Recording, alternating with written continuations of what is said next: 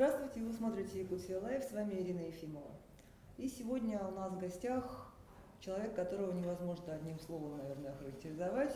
Путешественник, ученый, изобретатель, писатель Николай Находкин. Здравствуйте, Николай Александрович. Здравствуйте. А вы себя вот как одним словом представляете обычно? Трудно сказать. Но я биолог сам по образованию и по призванию, наверное. Так повелось по жизни. Я защищался по экологии, а это как бы всеобъемлющая наука, поэтому везде чувствую себя на месте. Но путешествия, они у вас, получается, все равно через всю жизнь. Да? Сначала были это экспедиции научные, потом... Я много лет провел в институте биологии и все время в экспедиции. Но молодой был, мне интересно было. И зимой, и летом ездил. Больше нравятся такие экспедиции, которые имеют какую-то цель, помимо чисто спортивной, там, добежать, дойти куда-то. А чтобы что-то новое открывало, было полезное. Вот последняя ваша экспедиция, крайняя, так скажем, да, как принято говорить, это вот в очередной раз была экспедиция в Арктику, на этот раз на вездеходах.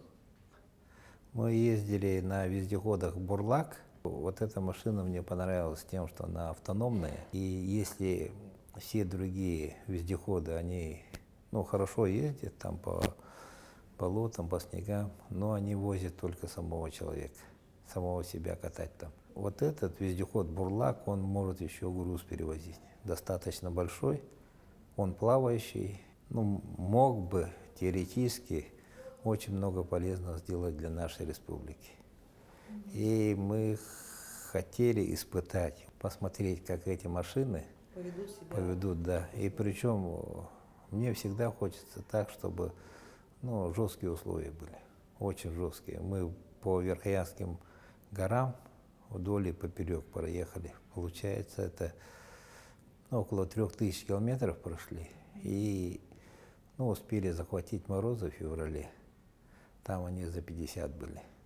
Поэтому всестороннюю, скажем, проверку машины прошли. И мы в порядке эксперимента туда довозили и скоропортящие товары. В Сибенкёль, например, для детского сада мы отвезли фрукты. Для малых населенных пунктов обычно для зеленых рейсов, вот таких же, используют вертолеты. А представляете, вертолет, например, в Саккырыр, аренда его 2,5 миллиона. И во сколько эти фрукты, овощи обходятся местному населению. А подобные рейсы, могли бы эти машины сделать. Те же 2 тонны они берут, и еще 1,5 тонны могут с собой в тележке возить. Они могут все сезонно какие-то маленькие населенные пункты обеспечить необходимым. Кстати, когда мы в Сибенкёль ехали, нас попросили заехать в сломанную машину. Почта ихняя там застряла, оказывается, 1,5 месяца. Машина на зимнике сломалась, мы почту тоже довезли. Такая машина, если распространится в Якутии, как УАЗики, например, то не надо будет тратить кучу денег на, во-первых, обустройство дорог сельских. Это вездеход все-таки. Не надо мостов строить, и по авиации можно сэкономить. То есть такие машины, вот такого типа, они могут поднять жизнь малых населенных пунктов. То есть они не такие дорогие? Они достаточно дорогие, да, но понравилось то, что они ремонтопригодные. Нет техники, которая не ломается. А это можно сделать там, в полевых условиях. Мы около 500 километров проехали просто без дорог. Даже зимников не было. Я думаю, что эти машины доказали, что могут работать в условиях Якутии. То есть цели экспедиции достигнуты. Пару лет назад у вас был тоже интересный проект путешествия на остров Венето. Тоже говорят, что вы своей экспедиции подтвердили российский статус этого острова. Почему было так важно добраться? Что вообще расскажите про эту экспедицию? Эта экспедиция у нас 2020 года началась, да, и ну, остров Беннета, он удивительный тем, что, ну, начиная с истории его, он, наверное, единственный в Мировом океане, открытый пешком. Это экспедиция американцев, Делонга. Они пытались достичь Северного полюса много лет назад. Тогда были как бы, ну, престижно для стран. Там Норвегия, Италия, Англия, Россия, все пытались достичь Северного полюса, ну, показать как бы развитие страны.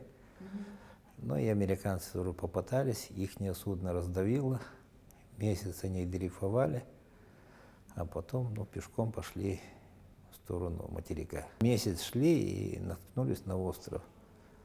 Назвали именем спонсора их экспедиции Беннета. На 3 части они разделились. Одна погибла в море, другая около Тикси там наткнулась на охотников, а другие прошли вместе с Делонгом, совсем рядом прошли с поселком Тумат. Ну, видимо, туман был или метель, они прошли мимо. И погибли около острова Столб, устья Лены. То есть они от Беннета еще почти 1000 километров прошли по льдам. То есть тоже отчаянные были люди. Нашлись, конечно, сенаторы, которые говорят, что раз открыли американцы, Значит, остров американцев. да, но дело в том, что Российская академия наук, она установила, что в архипелаге Делонга, где находится остров Беннета, там нашли стойбище, ну, людей древних. То есть наши предки там были задолго до американцев. Ну, хотелось отметить, что это все-таки остров, ну, во-первых, российский, второй конкретно он принадлежит Булунскому улусу Республики Саха-Якутия. И как самый дальний уголок нашей республики, у меня была мечта там построить домик на якутский балаган. Ну, он, во-первых, послужил бы для системного изучения этого острова удивительного, и, во-вторых, служить как спасательное депо.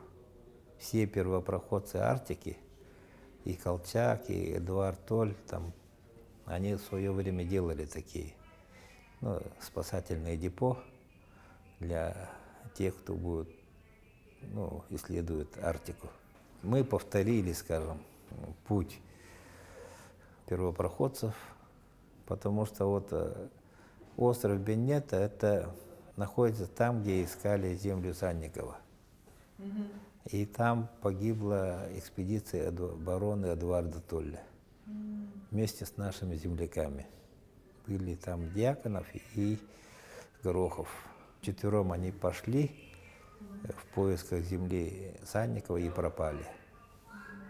И на их поиски в 1903 году пошел Александр Васильевич Колчак. Тогда лейтенантом он был, будущий главнокомандующий России. Да? И что интересно, с Нижнеянска они шли, и очень много они прошли по льдам. Лодку тащили по льдам, потом, когда вода была, в воду сталкивали под парусом, под веслами шли. А мы этот путь прошли на самодельных этих надувных судах. Почему так потянуло на этот остров? Были космические съемки Арктики, и с острова Беннета выходит дым время от времени. И он доходит до Аляски, до Канады. То есть огромные шлейфы дыма или газа были. Значит, там есть действующий вулкан. Единственный, наверное, на территории Якутии. И, естественно, это порождало еще больше интерес к этому острову. А его исследовать очень сложно, потому что там начинается Великая Сибирская полынья. И зимой там идет ледоход все время. И в летнее время ледоход. Поэтому добраться туда на судах очень сложно. А поэтому надувные катамараны, да? Да, а надувные мы взяли катамараны, потому что климат меняется очень сильно. И мы поняли, что в какое-то время льды расходятся, и вот почти 1000 километров от берега открытая вода. И мы воспользовались этим, чтобы показать, насколько мир меняется. Я сказал, вот Колчак тащил эту лодку по льду. И сейчас, с учетом того, что там есть вулкан действующий, то возникла теоретически такая мысль, что открытая вода и вулканическая деятельность, значит, цунами может быть в Арктике. Мне говорили, что никогда его не было в Арктике. Но есть факты, что все-таки там очень высокая сейсмическая активность. Но я думаю, что просто очень толстый лед, который был в советское время, он не давал этой волне разгуляться. Еще я помню одну экспедицию к реке, которая в какой-то момент начинает течь в две разные стороны. Но есть такая удивительная река вот на границе Хабаровского края и Якутии. Река Делькю называется. И она расходится на две протоки. Правая, она впадает в Тихий океан, а левая в Северный Ледовитый океан. И таких рек нету в других местах. То есть в мире это единственная своя Да, пока да. известная И река. дело в том, что сейчас, казалось бы, какие географические там могут быть. Открытие. Да. Но там все время, в летнее время, там задерживаются облака с Тихого океана. Снег выпадает рано, в сентябре там уже снег, а на снегу и не видно, куда там река течет. Она под лед заходит, ледники. И трудно уследить, просто с космоса сидеть. И мы хотели доказать, что эта река течет и в ту, и в другую сторону. Мы смеялись, что там по пьяни перепутал протоку, да, и уплыл в другой океан. в другой океан. Пришлось с Охотского моря по реке Охота подниматься вверх. Почти на 1,5 километра мы поднялись не в альпинистском снаряжении, а на лодках. И чем выше в гору, тем сильнее течение было. А так как идея вот эта выросла, скажем, из нашей практики, я тогда работал в службе спасения, и туристы с разных регионов страны там начали развивать сплав по горным рекам. А у спасателей самих не было подготовки.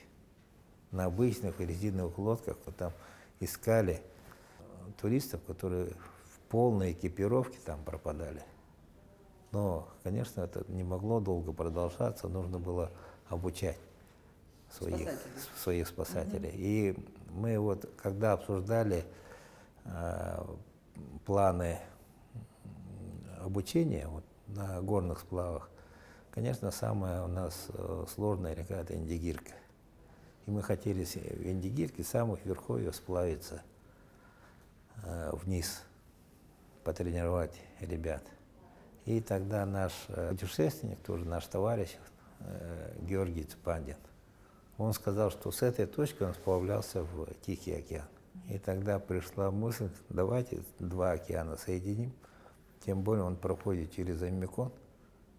И назвали экспедицию «Полюс холода соединяет океаны», и заявку отправили в Русское географическое общество. По гранту Русского географического общества мы начали подготовку и провели эту экспедицию. Но основу всех экспедиций у меня спасатели составляют, потому что люди, они, скажем, привычные к полевым условиям, надежные ребята.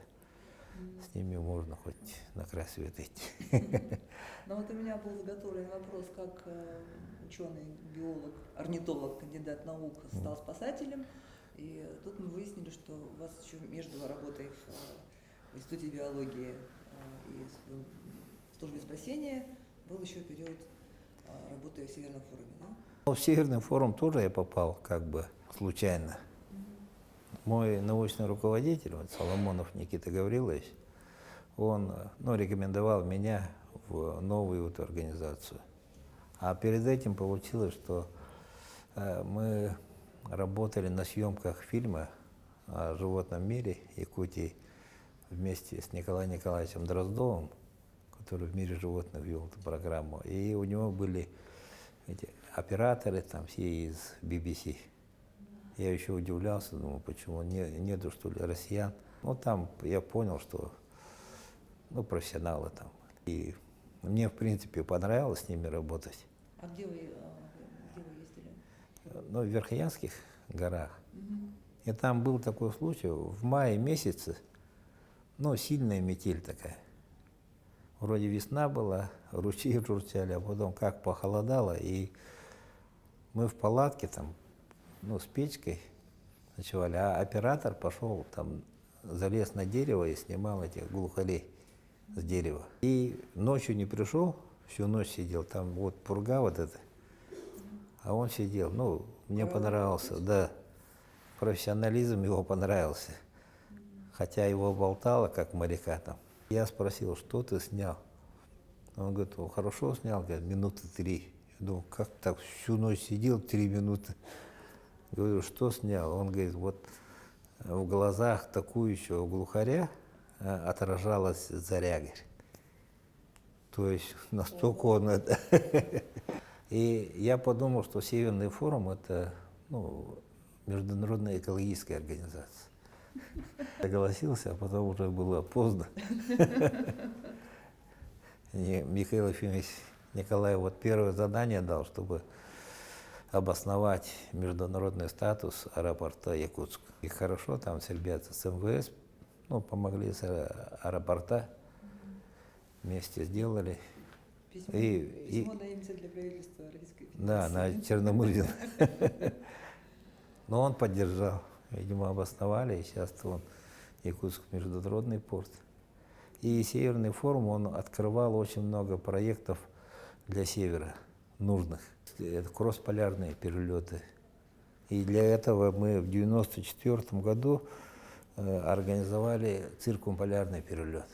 Вот это вот кругосветка получается. Да, это кругосветка с Анкориджа. Вот давайте объясним. Кругосветка считается, если ты пересек все меридианы, да? Да, все меридианы, И неважно, 360. по экватору, или ты вокруг полюса облетел. Вокруг полюса пешком можешь ходить так. Да. Будет кругосветка. Да, а мы проехали по Северному полярному кругу. Анкоридж, потом Анадырь, Тикси, Нарьян-Мар, Мурманск, Рованиями, это в Лапландии, Кируна в Швеции, потом Будо, это в Норвегии, потом Исландия, Гренландия, и так через Канаду опять замкнули в Анкоридж. Но там были представители всех регионов северных, и наблюдатели были из Японии, из Китая, с Британии.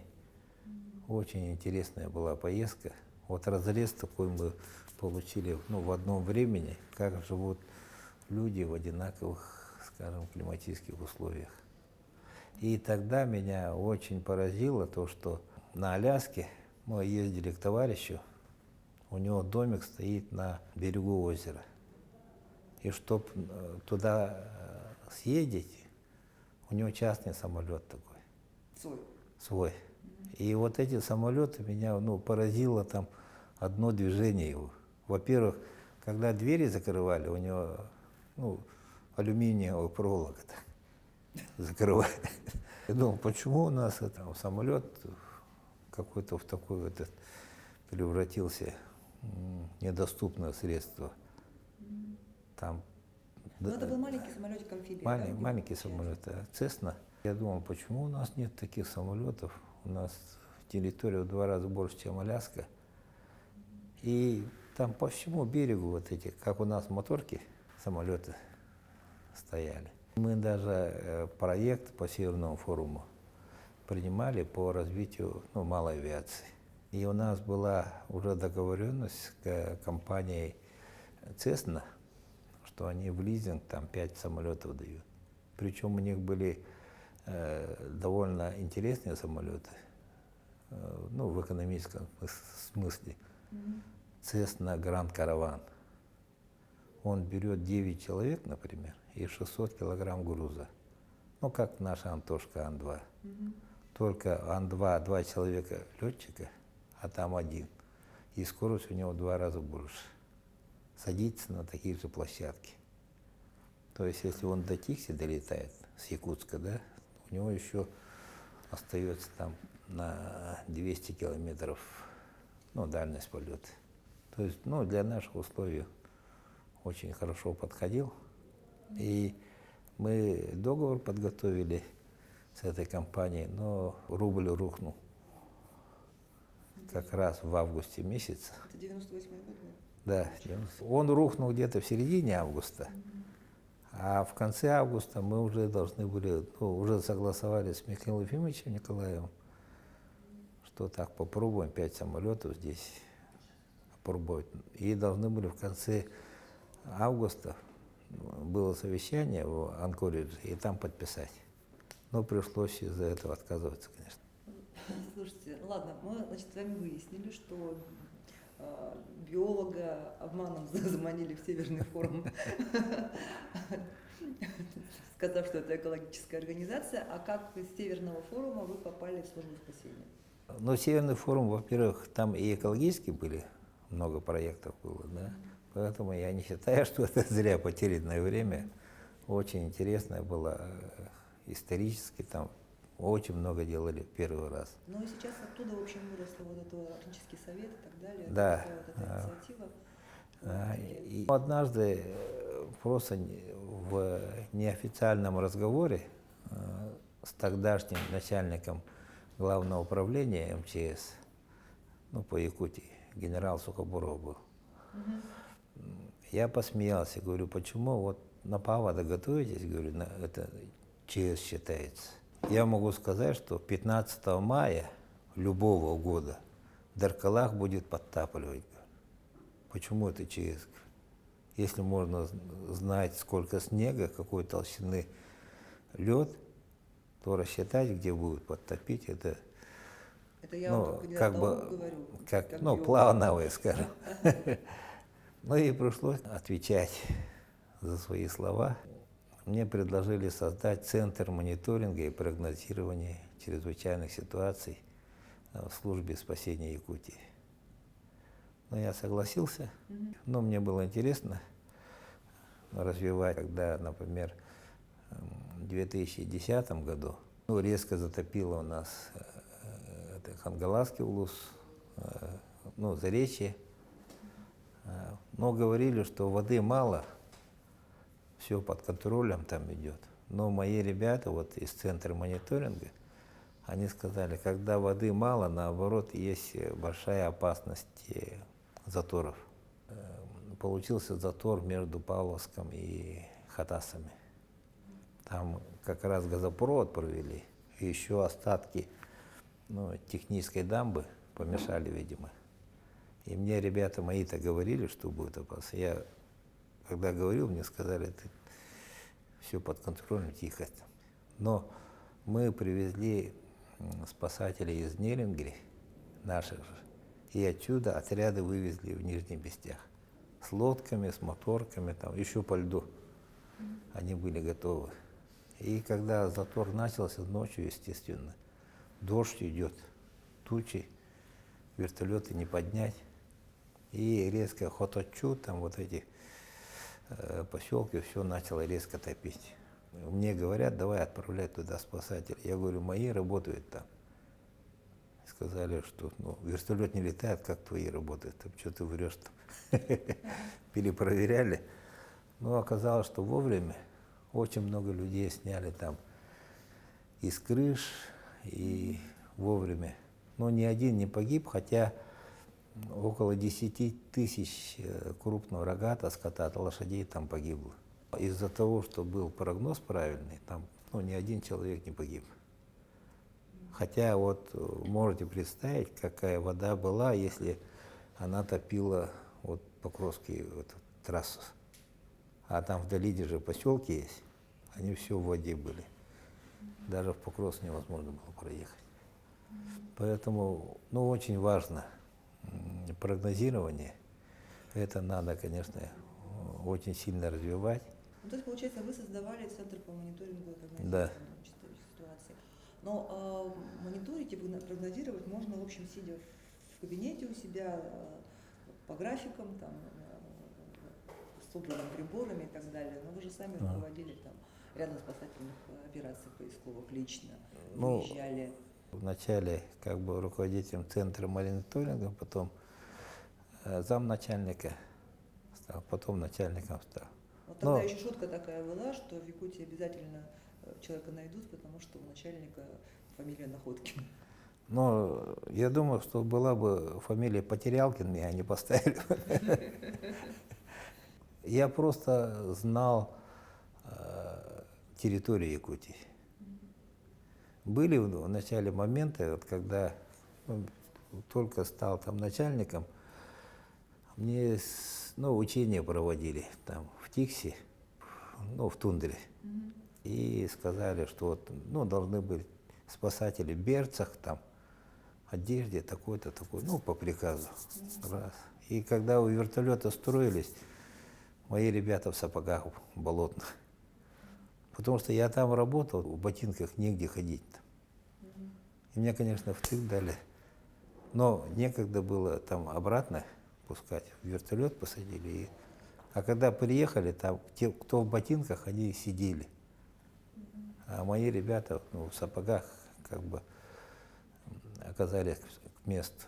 Просто я лучше знал условия. У нас территория-то большая, совсем разные условия по районам. И поэтому на меня махнули рукой, просто потом говорили, что надо задание туда. И я одевал там и снаряжал так, как считал нужным. Зная, какие там условия. Многое стандартное снаряжение спасателей, оно не подходит под наши условия. Да. А так как мы финансировались от республиканского бюджета, я старался одеть людей так, чтобы не по уставу, скажем, а более приспособленные к климату. И, соответственно, многое технологий, снаряжение там мы стали переделывать немножечко. И изобретать еще? Под наш, и изобретать. Это тоже не от хорошей жизни, а чтобы выполнить задачу. Летом приезжала комиссия с Хабаровского края, с МЧС, и меня познакомили с одним товарищем. Он был в гражданской одежде, поэтому я как-то легко с ним разговаривал. Он у меня спросил, говорит, слышал, что ваши водолазы там зимой работают. До какой температуры? Я говорю, работают в любую, минус 57, самое низкое было. Он говорит, не может быть как так. Дело в том, что когда воздух расширяется, тем более на морозе, там клапана замерзает и могут не закрыться или наоборот открыться, что для водолаза одинаково опасно, смертельно опасно. И оказывается, 2 института работали по этой теме. Одни разрабатывали электроподогрев, но электроподогрев при минус 50 еще под водой — это целое дело. Другие искали там нано какие-то композиты, материалы, чтобы клапана не слипались. А наши водолазы просто удлинили этот шланг и пропустили его через китайский термос. В китайский термос заливали кипяток. А он посмеялся, а оказывается, это был первый заместитель министра МЧС России. И после этого нас пригласили на выставку «Комплексная безопасность». В Москве проводилась она самая крупная в Европе выставка. И мы все вот такие поделки с собой повезли. Это в 2012 году. И самое смешное, там из 30 стран участники были, более 500 участников. И мы откуда-то с тундры приехали, там золотую медаль взяли этой выставки. Из-за этого, как-то поднялся интерес. И я создал вообще научную группу в службе спасения. И с нами очень хорошо контактировали вот мировые известные концерны. Это Калашников, Алмаз Антей, Роскосмос. Они предлагали там договор о сотрудничестве делать. А оказывалось, что мы аварийно-спасательная служба, вообще не институт, ни печати нет, вообще научной деятельности у нас нету по уставу. Вот еще в 2010 году создали свою группу по беспилотным летательным аппаратам. Очень хорошо себя показали на пожаре в Амге. Тогда горело, особенно около поселка Аннёс. Туда приехала целая правительственная там комиссия. Данчикова тогда была председателем правительства. И на беспилотнике мы видели, что там прорыли эту минерализованную полосу. И в одном месте огонь перешел. И туда срочно направили. Людей они огонь затоптали, то есть поселок был спасен. Благодаря беспилотникам? Да, благодаря беспилотнику. Он тогда еще был Смоленского завода. И после этого нам разрешили там открыть эскадрилью этих беспилотников. В службе спасения я делал очень жесткий отбор тех, кто поступает на работу. Каждый, 10 человек-то есть кандидаты, например, мы отправляли их 50 километров от точки А до точки Б в лесу по неизвестному для них маршруту. Конечно, их сопровождали спасатели, но они смотрели, кто как себя ведет. И из 10 им говорили, 2 или 3 возьмем на работу. Естественно, проходили самые, скажем, подготовленные ребята. Один паренек пришел, Нюрбинский. Я спросил, в армии там образования нет, только после школы. В армию не ходил. Я хотел ему сказать, что уже что-то зацепило, разговорились, а он говорит,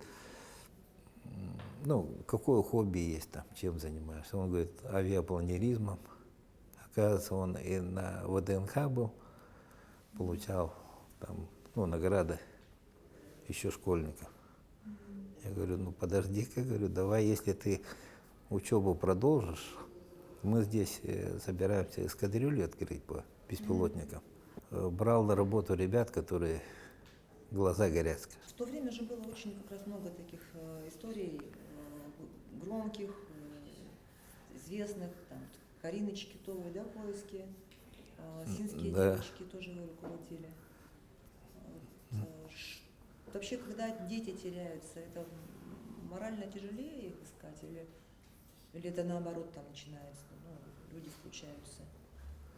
Не, во-первых, это всегда, скажем, печально, когда дети теряются. У меня был подготовлен коллектив, который по следу могут идти очень долго, если в лесу найдут след. Как-то они как индейцы там у Фенемора Купера или кого-то там. У нас более 90% находили, если нас вовремя оповещали об этом. А у детей сложнее тем, что они быстрее, чем взрослые люди, перестают откликаться, даже прячутся от тех, кто ищет. Мне психологи объясняли, говорили, что маленький ребенок, если его ищут, он знает, что он набедокурил там. Его ругать будут там, и он прячется там. Детей сложнее искать было. но намного ответственнее. Если спасатель идет, то значит он будет до конца. Потому что и родственники ищут, но не всегда же находят людей. Но родственники видят, что ни свет, ни заря, там спасатели пошли, родственники ходят с ними, потом устали, упали, отдохнули, а спасатели еще работают. И из-за этого было, и есть уважение к работе спасателей, которые, не жалея себя, работают. Тем не менее, вот этот период у вас тоже завершился, и сейчас вы резидент IT-парка. Вот, расскажите, это вот эти маячки, находка, это что это? То есть вы развиваете те вот придумки, которые в службе спасения были? Да, с одной стороны, хотелось бы и внедрить, потому что спасателям нельзя работать, скажем, полнакала. И у нас много разработок оставалось, эти поисковые маяки, находка. Мы не от хорошей жизни его придумали. Все технологии, которые ищут человека, они настроены так, как будто ищут человека, который спрятался. А мы решили использовать самого человека, который потерялся, максимально. То есть больше всех-то он хочет выйти к людям. У него нет ориентира, где люди есть. Ни тропинок, ничего, он по лесу ходит, день-два, например, голодный. И что ему нужно? Ему нужно какой-то от цивилизации какой-то ориентир. И вот человек, который потерявшийся, идет и слышит, машина гудит. 3 гудка дает каждые 5 минут. Он что делает? Конечно, со всех ног туда бросится. И мы специально 3 гудка делали, чтобы человек, вначале подумал, что ему показалось, что ли, гудит что-то. Потом он определит, где гудит. 3 он точно знает. И пока-то идет, еще 3 гудка будет. А когда дойдет туда, там нет никакой машины, а стоит гудок, и там написано: Марья Ивановна, вас ищем, вот нажмите кнопку и ждите спасателей. И все. И такими гудками мы окружаем место, где человек потерялся. Но расстояние между ними там, почти 3-4 километра. Мы хотели бы, чтобы такие гудки были бы в администрациях деревень, особенно удаленных. Потому что, как в жизни бывает, если человек потерялся, собирали ягоды, потом раз, нету. Сами ищут. Если не нашли, свечерело, они же подъезжают в администрацию ближайшей деревни. Говорят, вот такая беда. И тогда может любой тракторист или водитель с этими гудками, зная, что где он потерялся, вот это место обложить. И вот сейчас в IT-парке вы занимаетесь чем? Есть несколько проектов. Один из наиболее интересных, наверное, это коротковолновые рации. Сейчас санкционно выключена спутниковая связь. Остался Иридиум, но он изначально американский. В любой момент уже могут выключить.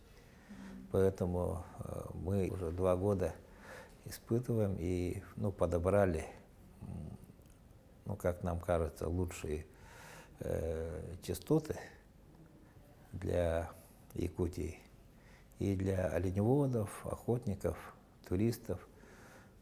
Делаем рации. РЛ назвали по-якутски как «Надежда». Они на 300 километров можно разговаривать, горы, тайга там не мешает. Есть еще проекты, связанные с позиционированием людей в условиях плохой видимости, скажем, туман, дым.